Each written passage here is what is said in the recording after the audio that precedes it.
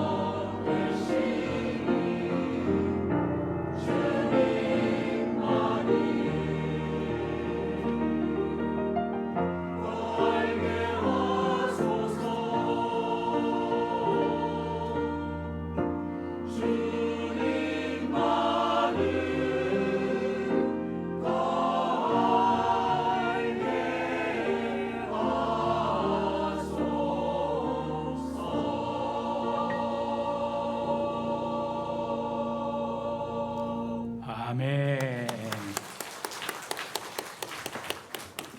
귀한 찬양 너무 감사합니다. 막 몰입이 되네요. 이렇게 다 몰입이 되네. 권집사님 몰입이 되네요. 옆에 분 한번 인사합시다. 주님만이 내 모든 것입니다. 시작. 주님만이 내 모든 것입니다. 여러분, 주님만이 내 모든 것 돼야 됩니다. 내가 더 사랑하고 더 원하는 거 다 내려놓으십시오. 내가 더 사랑한다고 더 원한다고 되는 것이 아닙니다, 여러분. 주님만이 모든 것 돼야 됩니다. 그러면 그 안에 모든 것이 다 있습니다. 제발, 플리즈, 주님만이 모든 것 돼야 됩니다. 이 좋은 날 예배드리러 나왔어요. 얼마나 귀합니까? 근데 주님만이 모든 것 안 되면 소용이 없어요. 너무 귀한 찬양 감사합니다. 주님만이 모든 것. 그러면 인생이 심플해지고 단순해집니다. 복잡하지 않습니다. 그 다음부터 어떻게 살아가야 될지를 주님께서 다 이끌어 주십니다. 예수 믿는 사람들은요, 내가 계획하고 내가 이렇게 사는, 내 계획대로 이렇게 살아가는 사람이 아닙니다. 계획이 필요 없단 말이 절대 아니고요. 계획하지만 그것보다 하나님의 이끄심을 더 바라보는 사람입니다. 예수 믿는 사람은 내 삶을 뭘 관철시키려고 애쓰는 사람이 아니라 예수 믿는 사람들은 주님께서 우리를 어떻게 이끄신가 관찰하는 사람입니다. 그래서 주님만이 내 모든 것입니다. 이런 고백이 나올 때는요, 주님께서 그 사람을 통하여 일하시고 그의 삶을 이끌어 주십니다. 오늘 예배 드리러 나왔는데 여러분들 다 바라보고 더 의지하고 더 사랑하고 뭐 이런 것을 다 내려놓고 정말 찬양 가사처럼 주님만이 모든 것 되시기를 주의 이름으로 축복합니다. 오늘 말씀은요, 이번 한 주간 동안의 새벽기도 말씀의 이제 마지막 말씀인데요, 빌립보서 말씀입니다. 빌립보서라는 이 편지는 바울이 AD 60년경에 로마 감옥에서 빌립보 지역에 있는 성도들에게 쓴 옥중 편지입니다.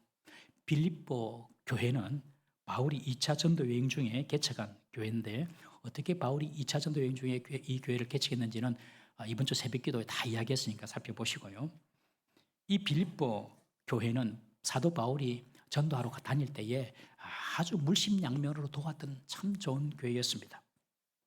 바울이 전도하러 다닐 때에 비용이 없을 때는 그들이 헌금해서 바울을 도와주기도 했고, 그리고 난 뒤에 지금은 로마 감옥에 전도하다가 잡혔어요. 그때에는 빌립보 성도들 중에 에바브로디도라는 정말로 충성스러운 그런 성도를 빌립보 교회가 파송해가지고 바울이 가택연금 상태에 있었거든요. 그러니 좀 생활이 부자유하지 않습니까? 네가 가서 바울을 좀 도와줘라.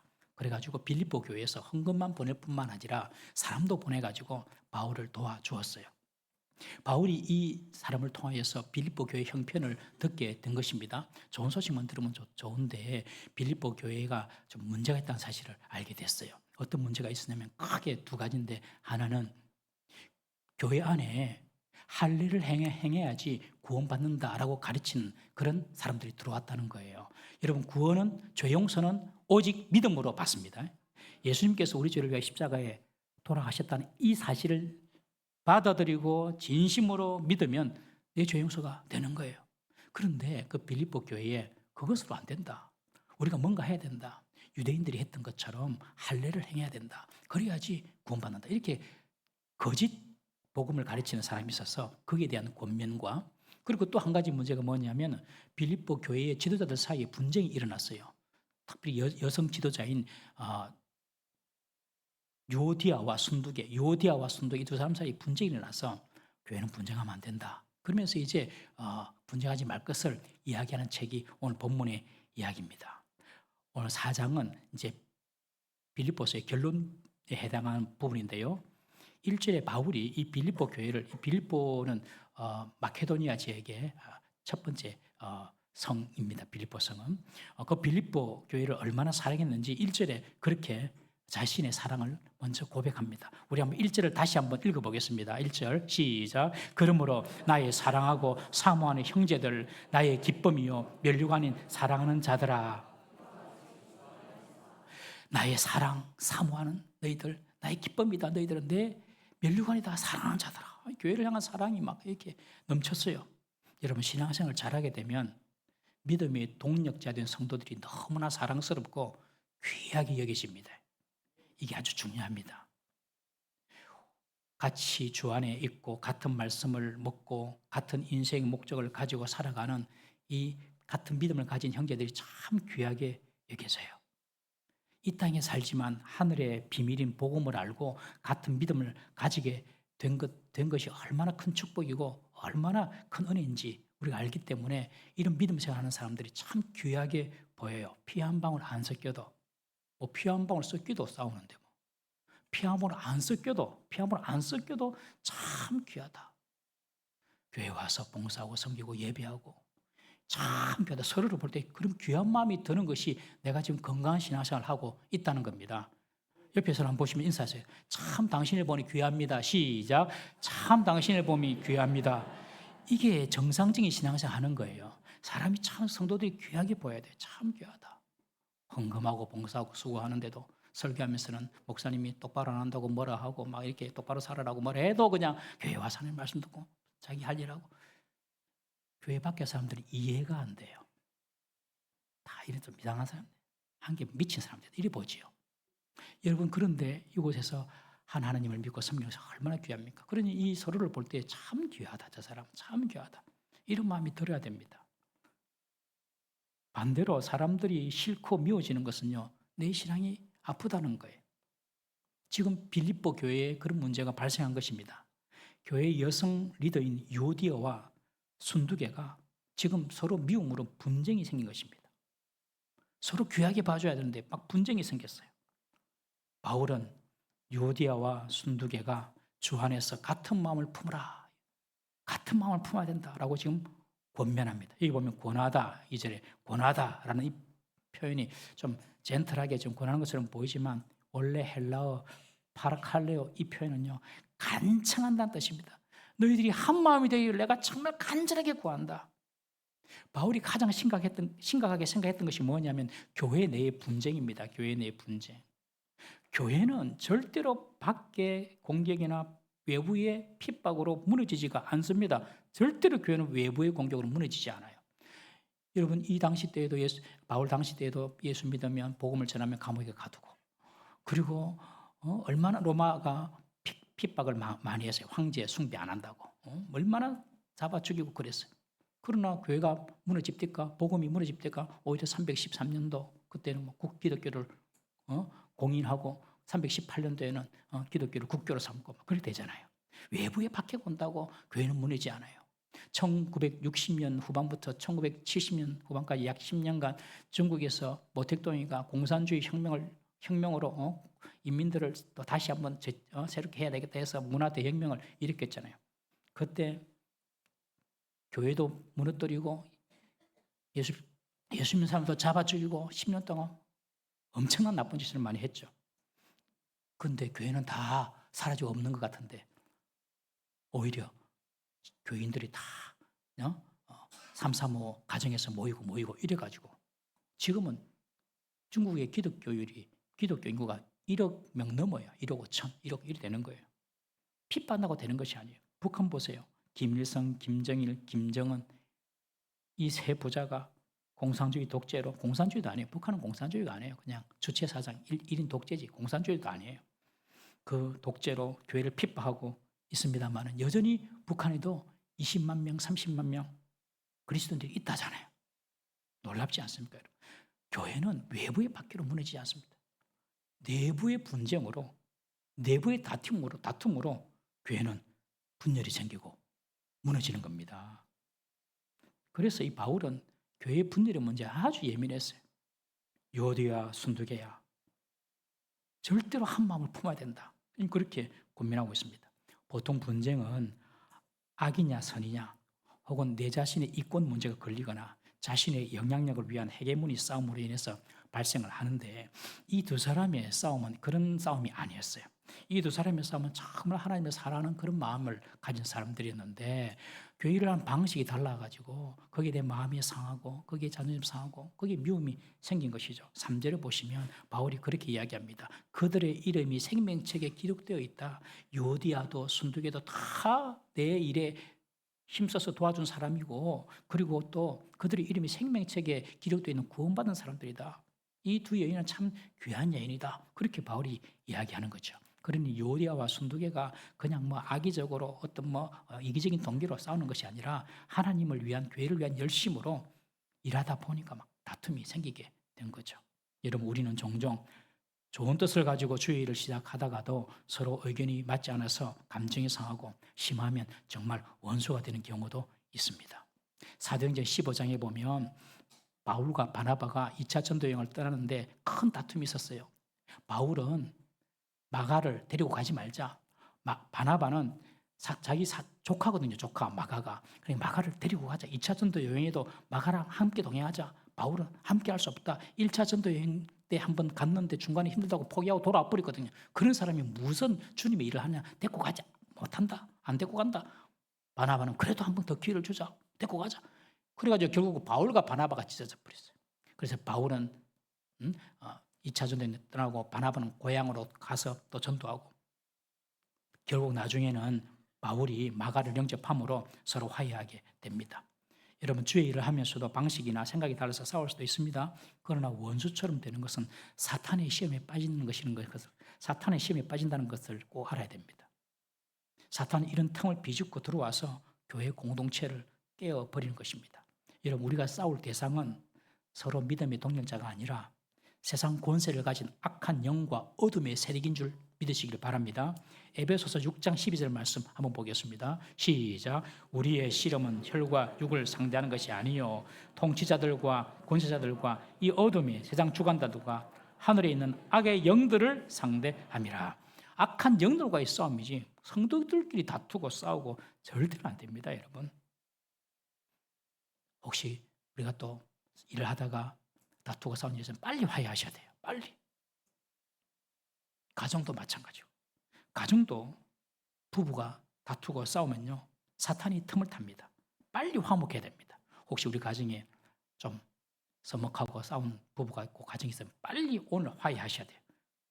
분열과 다툼은요. 하나님께서 그 가정, 그 공동체에 복과 은혜를 주려고 하는데 그 복과 은혜를 다 가로막습니다. 가로막고 사탄 마귀가 판을 칩니다. 부부 사이에는 막힘이 없어야 됩니다. 부부 사이에는 막힘이 없어야 돼요. 그래야지 하나님께서 가정에 복을 줍니다. 우리 베드로전서 3장 7절 말씀 한번 보겠습니다. 시작.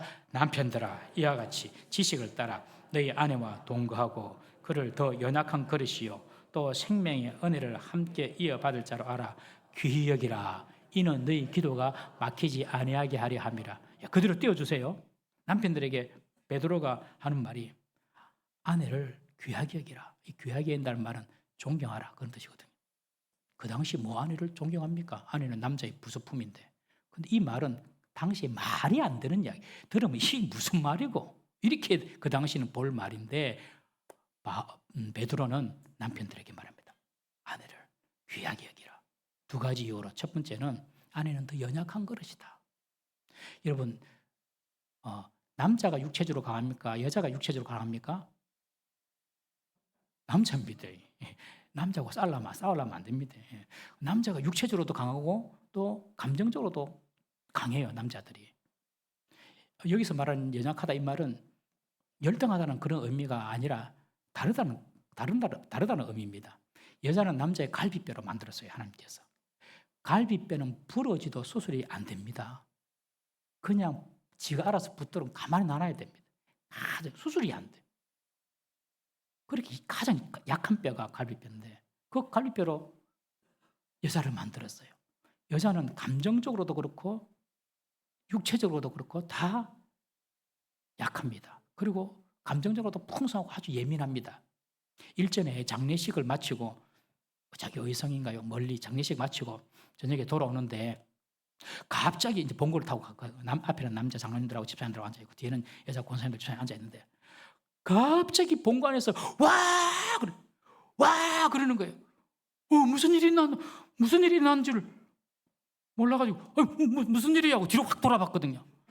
그 뒤에 이제 권사님 집사님들이 와 이런데 저것 좀 봐라고 하니까 보니까 저녁 노을이 벌겋게 하늘을 물들이면서 석양이 있는 거예요. 우리는 그거 봤어도 그냥 저기 먹고 그냥 지나갔거든요. 무슨 말? 남자들은 이게 감동이 없어요. 그래가지고 근데 저기 먹고 지나갔는데 여자들은 저기를 보자마자 와 하고 탄성을 치더라니까요. 너무 아름답다고. 나이가 들어도 여자는 여자예요. 야야. 감성도 풍부하고 정말 그 마음도 약하고 그렇다니까요. 아내들은 집에서 함부로 무거운 거 들지 마시기 바랍니다. 그다음부터 남자가 안 듭니다. 절대로. 바퀴벌레 함부로 때려잡지 말고요. 그러면 여자가 남자랑 싸워서 이기볼라 그러면 집니다. 더 상처받습니다. 여자는 하나님께서 말씀하신 대로 약한 자리에 딱 있으면 남자를 이기게 됩니다. 여러분, 이런 아내를 남편은 귀하게 여겨야 됩니다. 또 두 번째 왜 아내를 귀하게 여겨야 되냐면 아내도 생명의 유업을 함께 받을 존재이기 때문에 귀하게 여기랍니다. 생명의 유업이란 영생과 구원을 말합니다. 즉 아내의 지위가 얼마나 높으냐면 아내에게도 영생이 주어지고 아내에게도 구원이 주어지기 때문에 아내를 귀하게 여기라. 당시 사회의 여성들에 대한 관념은 남자의 부수품 정도 그렇게 여자를 중요하게 생각하지 않았지만 베드로는 말합니다. 여성들도 아내들도 구원을 받고 영생을 받을 존재들이다. 그러므로 그들을 존경하고 귀하게 여기라라고 말합니다. 그러면서 하나님은 이렇게 아내를 대할 때에는 내가 기도 응답의 축복을 주겠다라고 약속해요. 너희 기도가 막히지 않을 것이다. 얼마나 여러분 귀한 말씀. 아내를 귀하게 여기면 너희 기도가 안 막힌대요. 남편들이요. 오늘부터 아내를 귀하게 여기면 여러분들 무슨 기도를 하든지 하나님 다 들어주신대요. 할렐루야. 이거 얼마나 수지 맞는 그 계약입니까, 여러분들. 아내에게 자존심 내줄 필요도 없고요.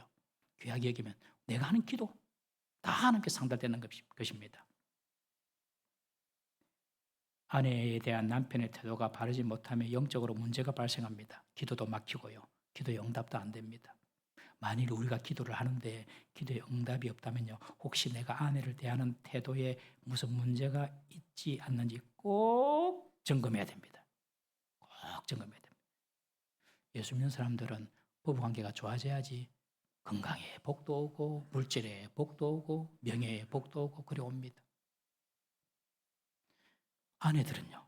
베드로가 똑같이 아내에게도 권면합니다. 3장 1절 말씀 한번 읽어봅시다. 시작. 아내들아 이와 같이 자기 남편에게 순종하라. 이는 혹 말씀을 순종하지 않은 자라도 말로 말미암지 않고 그 아내의 행실로 말미암아 구원을 받게 하려 함이니. 아내들에게는 남편이 바보 죽고 온달 같아도 순종해 주라 그럽니다. 그러면 그 아내의 행실로 남편들이 구원받을 수 있다. 안 믿는 남편이라도 그 아내 보고 감동받아서 구원받는다. 우리 교회는 우리 남편들 때문에 또 아내가 교회 오신 분도 계시고요. 또 아내 때문에 남편이 교회 오신 분들이 많아요. 특별히 권사님들 보면 거의 보니까 우리 권사님들 때문에 남편들이 다 교회 오신 분들이 많더라고요. 아내들은 남편에게 순종해라. 남편들은 아내를 존귀 여기고 존경해 주라. 그러면 너희 기도가 막히지 않는다. 여러분, 하나님께서 가정을 통해 우리의 인격과 우리의 신앙을 빚어 가시는 것입니다. 우리의 인격과 신앙을 가정을 통하여 빚어 가실 뿐만 아니라 우리의 기도의 응답의 축복도 하나님이 가정을 통하여 주십니다. 교회든 가정이든 다툼과 분열은 하나님의 축복을 가로막고 사탄으로 하여금 틈을 타게 합니다. 오늘 당장에 다툼을 멈추고 화목해야 합니다. 그래서 바울이 유오디아 순도교에게 한 마음을 품으라. 다투지 마라. 분쟁하지 마라. 교회는 그러면 무너지니까요. 그러면서 바울이 이어서 4가지로 다툼과 분쟁을 극복하기 위한 신앙적인 대안을 제시합니다. 첫 번째, 4절 5절에 보면 주 안에서 항상 기뻐하라. 기뻐하라. 이 항상 기뻐하라는 이 표현을 2번 반복하는데 주 안에서 기뻐하라. 지금 바울은 로마 감옥에 있습니다. 내일 무슨 일을 당할지 어떤 판결이 나서 자기 인생이 죽을지 살지 모르는 그런 상황입니다. 내일 죽을 수 있습니다. 그럼에도 불구하고 상황과 환경과 관계없이 바울은 기뻐하면서 주 안에서 기뻐하라. 내가 감옥 안에 있지만 감옥 안에 있는 것이 아니라 내가 주 안에 있었다. 주 안에 있다. 그러면서 자신도 기쁠 거리를 찾고 그리고 다투는 빌립보 교회를 향하여서도 너희들이 주 안에서 항상 기뻐하라. 서로를 볼 때에 원망이나 시비나 다툴 거리를 찾지 말고 서로를 볼 때에 주 안에서 기뻐할 거리를 찾아라. 기뻐할 거리를 찾으면 다투지 않는다. 그렇게 말하는 것이죠. 여러분, 다툼과 분쟁을 피하는 것은요, 주 안에서 상대를 보고 기뻐할 거리를 찾는 것입니다. 교회에서 불평거리 찾으려면 얼마나 많아요. 마블을 먹는데 왜 주를 또 이렇게 많이 써야 되나? 불평거리 찾으려면 많아요. 그러나 그래 하지 말고 기뻐할 거리를 찾으라는 것입니다. 아, 내가 신앙생활을 지켜나갈 수 있는 교회가 내게 있었네. 내게 그래도 믿음의 동력자들이 나를 위해서 기도해 줄 수 있는 그런 동력자들이 있었네. 교회를 보고도 기뻐할 거리를 먼저 찾으십시오. 가정에서도 뭐 배우자, 자식들 밉다 하더라도 미울 거리, 다툴 거리, 뭐 원망, 시비 거리 찾지 말고 기뻐할 거리를 찾아보십시오. 술은 먹어도 집에 와서 자네. 그것도 감사. 자식이 말은 안 들어도, 치게 말은 안 들어도 그래도 건강하게 살아가 주네. 그 감사한 거 아닙니까, 여러분? 저는 우리 아이들이 목사들인데, 목사 자녀들인데 교회에 나오는 것을 기뻐해서 너무 감사해요. 어느 날 아빠, 저는 이제 종교를 바꾸기로 했어요. 다음 주부터 절로 출근하겠습니다. 그러면은 얼마나 제가 힘들겠어요. 비록 남아공일지라도 학교에서 남아서 공부하는 아이, 학교 평균을 못 따라가니까 남아서 공부해야 돼요. 그래 하고 있지만은 너무 귀하고 감사해요. 기쁠 조건이에요. 네가 하나님을 그래도 사랑하니 고맙다. 여러분, 다툴거리, 시비거리, 원망거리 찾으면 끝도 없다니까요. 상대를 향하여 기뻐할 조건을 한번 찾아보십시오. 그러면 다툼이 다 사라집니다. 여러분, 진정한 기쁨은 성취나 성공에서 오는 것이 아니라 발견을 통하여 오는 것입니다. 발견을 통하여. 재발견해야 되는 거예요. 내가 성결교회가 있고 나랑 함께하는 가족이 있고 자녀가 있고 그 존재에 대한 재발견이 이루어질 때에 진정한 기쁨이 오는 것입니다. 바울은 지금 감옥 안에 있었지만 그는 주님 안에 있음을 압니다. 그래서 기뻐할 수가 있습니다. 여러분, 우리가 주님 안에 있을 때에도 우리는 기뻐할 조건을 찾을 수가 있어요. 죽음 앞에서도 우리는 기뻐할 수가 있어요. 여러분, 우리 다 죽을 겁니다. 맞습니까? 네, 할렐루야. 죽어서 얼마나 감사합니까? 죽을 수 있어서 너무너무 감사해요. 동의하시면 아멘. 아멘입니다. 여러분, 안 죽는다면요, 우리가 교회 안 오고요. 첫 번째, 교회 올 필요도 없고, 안 죽는다면 지멋대로 살 거예요. 지멋대로 살다가 다른 사람 다 슬프게 만들고 고통에 빠지게 만들고. 그런데 죽으니까 얼마나 감사합니까? 그러니까 시간이 소중한 줄도 알고 지금이 소중한 줄도 알고 죽음 앞에서도 우리는 주님 안에 있으면 기뻐할 수 있어요. 요한계시록 14장 13절 한번 읽어보겠습니다. 시작. 또 내가 들으니 하늘에서 음성이 나서 이르되 기록하라. 지금 이후로 주 안에서 죽는 자들은 복이 있도다 하시매 성령이 이르시되 그러하다. 그들이 수고를 거치고 쉬리니 이는 그들의 행한 일에 따름이라 하시더라. 주 안에서 죽는 자들은 복되다. 죽음은 상황 종료가 아니라 천국으로 올라가는 계단입니다, 여러분. 그러니 얼마나 감사합니까, 여러분. 죽음 앞에서도. 여러분, 다 우리가 언젠가 주님 앞에 설 텐데 그때 꼭 기억하세요. 나는 죽음 앞에 있는 것이 아니라 주 안에 있다. 내가 사망의 엄침한 골짜기로 다닐지라도 주의 지팡이 막대기가 나를 안히 지켜주신다. 내가 주 안에 있다. 그러면요, 기쁠 거리가 생기는 것입니다. 기쁠 거리를 찾으면 분쟁 없어져요. 옆에 분이랑 다시 인사하실까요? 함께 예배하게 돼서 정말 기쁩니다. 시작. 함께 예배하게 돼서 정말 항상 기쁠 거리를 찾으십시오. 두 번째로 분쟁을 이기는 법은요, 5절에 너희 관용을 사람들에게 알게 하라라고 말합니다. 분쟁이나 다툼은 자기 의를 내세우고 자기 주장만 고집할 때에 분쟁이 생깁니다. 요디아와 순두개도 자신의 방식으로 막 주님이 일을 하려고 고집하니까 충돌이 생기는 거예요. 어거스틴이 했던 유명한 말이 있죠. 본질적인 것에는 일치를, 비본질적인 것에는 자유를, 그리고 모든 것에는 사랑을. 한번 따라해 보시겠습니까? 본질적인 것에는 일치를, 비본질적인 것에는 자유를, 그리고 모든 것에는 사랑을. 얼마나 멋진 말입니까, 여러분? 여러분, 관용은요, 사랑의 다른 모습입니다. 관용은 너그러운 마음을 이야기합니다. 너그러운 마음으로 상대의 실수도 용서해주고 이해해주는 마음이 관용입니다. 바로 예수님의 마음입니다. 7번씩, 70번씩 잘못했어도 용서해주라. 여러분, 오늘 용서하지 못한 사람이 있으면 다 용서해 주시기 바랍니다. 잘 이해가 안 되는 행동이 상대방에 나올 때가 있지 않습니까? 왜 사람 저렇게 행동하지? 그렇게 생각하지 마시고 뭔가 까닭이 있겠구나, 뭔가 이유가 있겠구나, 그렇게 생각해 주는 거예요. 그게 관용입니다. 다 말하지 못해서, 다 설명치 못한 문제가 있겠구나라고 생각해 주는 것, 그것이 관용입니다.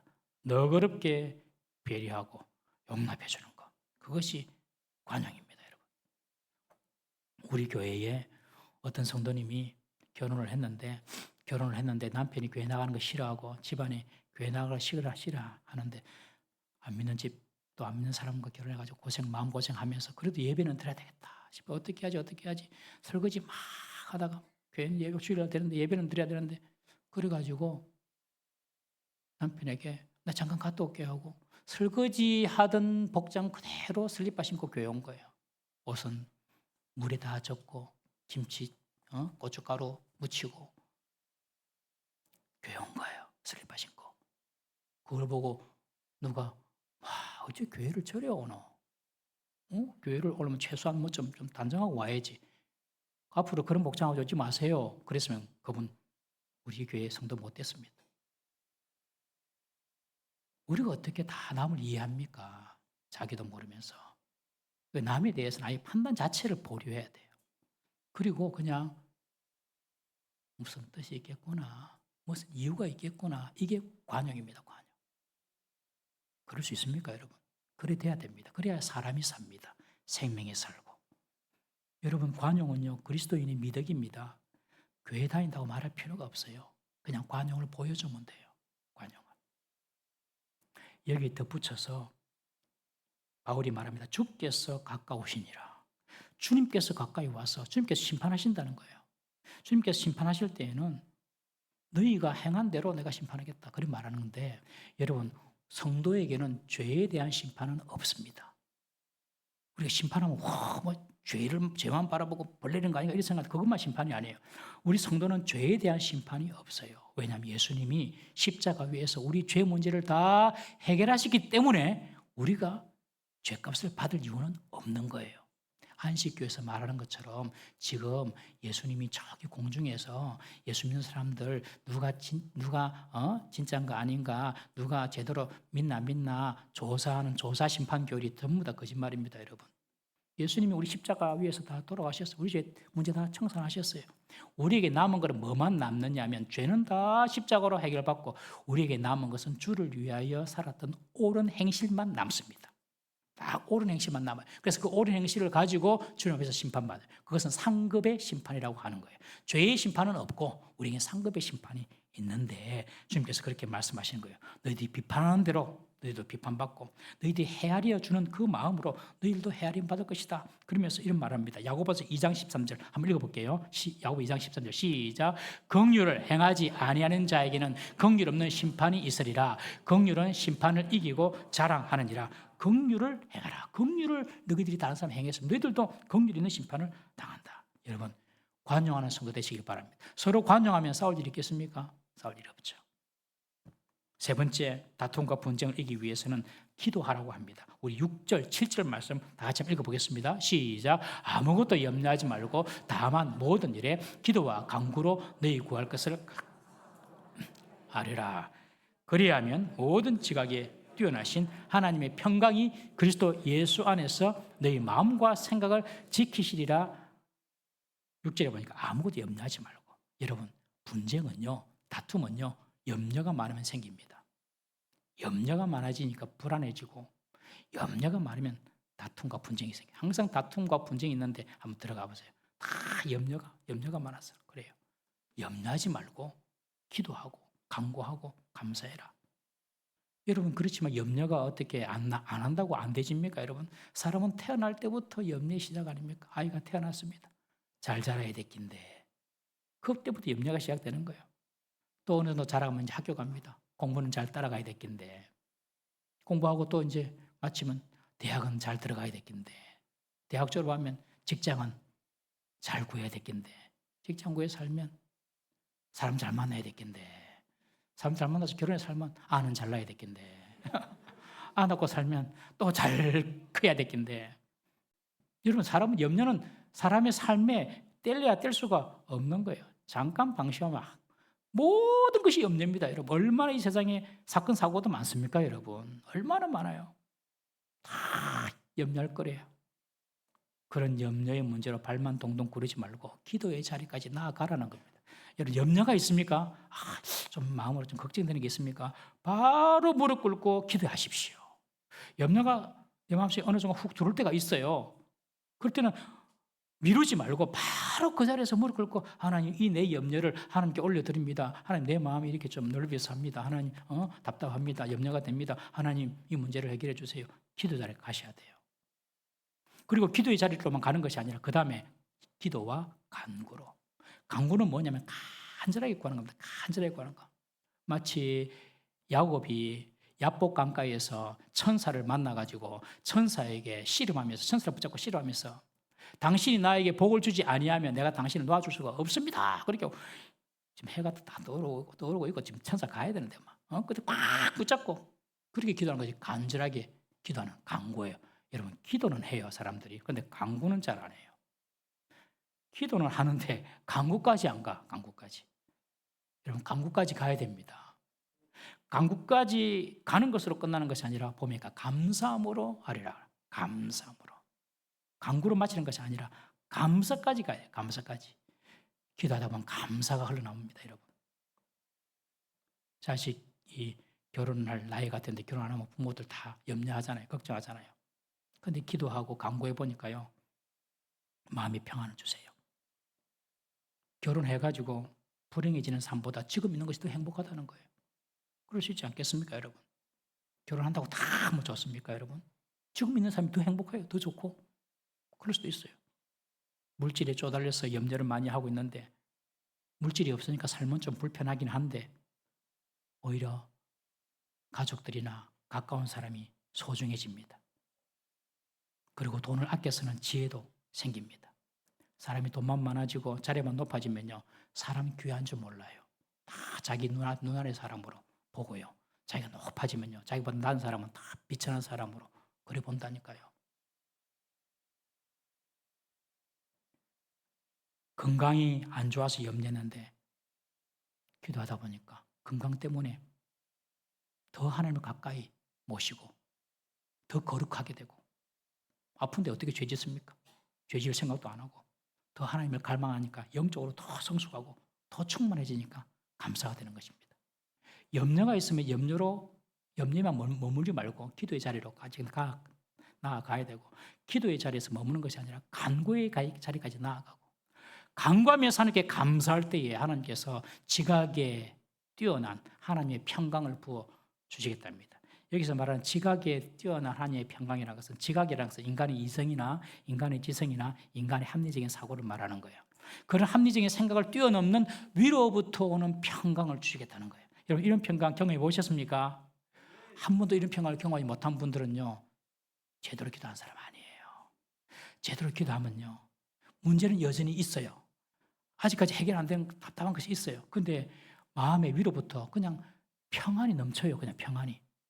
그냥 마음이 그냥 생겨요. 그런 마음이. 신기하게. 염려를 기도로, 기도를 간구로, 간구를 감사로. 그럴 때 이 마음의 평강이 찾아오는 것입니다. 이런 평강이 오는데 왜 다투겠습니까? 마음이 평안한데 안 다투죠. 싸움도 없는 겁니다. 여러분, 하나님께서 우리에게 평강을 주실 때는 그때는 다 된 겁니다. 무슨 말이냐면 이런 사인이거든요. 내가 이제부터 할게, 이 말입니다. 하나님께서 내게 평강을 주면 이제 내가 할게. 네 할 건 끝났다. 내가 할게. 그 사인이 평강이에요. 그러니 여러분들 기도하고 나면은 반드시 응답을 받니 안 받니 그거 전에 평강이 찾아와야 돼요. 평강은 하나님의 응답의 첫 단추입니다. 평강이 안 오면 평강이 올 때까지 기도해야 돼요. 그래서 마음이 변해버리는 거죠. 평강한 마음으로.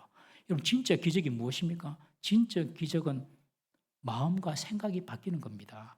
절대 안 바뀌어요. 사람들 마음은 잘 안 바뀌어요. 그런데 진짜 기적은 기도하면서 간구하면서 감사하면서 내 마음과 생각이 바뀌어버려요. 마음과 생각이 바뀌어버리는데 뭘 다툽니까? 뭘 또 뭐 투쟁합니까? 그래서 하나가 되는 거예요. 그래서 염려가 있으면 그 염려 때문에 불안해가지고 다투지 말고 기도하라, 간구하라, 감사하라.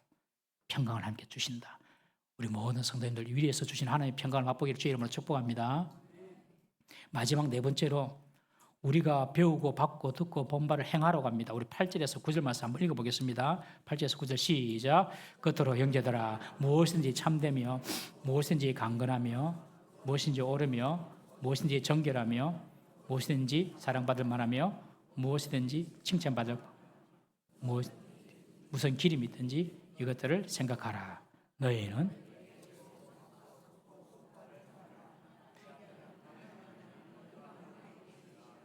너희는 배우고 받고 듣고 본 바를 뭐하라? 행하라. 오늘 8절 9절에 방점은 어디에 있느냐면 너희들이 배웠다고 들었다고 뭐 받았다고 그게 끝이 아니다. 행하라. 그리하면 평강의 하나님이 너희와 함께 하시리라. 여러분 하나님의 백성과 세상 사람들의 구별은요. 알의 차이가 아닙니다. 삶의 차이입니다. 하나님의 한 말씀이라도 실천하려고 하는 그 마음이 중요한 거죠. 성경의 가르침을 삶 속에서 실천할 때에 다툼도 사라지고 분쟁도 사라지고. 왜 다툼과 분쟁이 나옵니까? 내가 알고 있는 지식, 저 사람이 알고 있는 지식, 이게 충돌하기 때문에 분쟁이 생기는 거죠. 알기만 알면은 항상 분쟁이 생기고 다툼이 생깁니다. 그런데 알미 아니라 하나님 말씀대로 실천하려고, 하나님 말씀대로 순종하고 실천하려고 하면요, 분쟁이 다 사라지는 것입니다. 오늘 우리가 하나님 말씀 듣는 것도 행동하고 실천하기 위해서 하나님 말씀을 듣는 것인 줄 믿으시기를 바랍니다. 여러분 우리 가정에서, 교회에서, 또 직장에서, 사회에서 하나님의 말씀 중에 한 말씀이라도 제대로 실천하려고 할 때에 그것은 분쟁이 아니라 화평이 이루어지게 될 것입니다. 그렇게 트러블 메이커가 아니라 피스 메이커로 살아가는 저와 여러분 되시기를 주님의 이름으로 축복합니다. 다 같이 한번 기도하겠습니다. 오늘 말씀을 생각하시면서 나는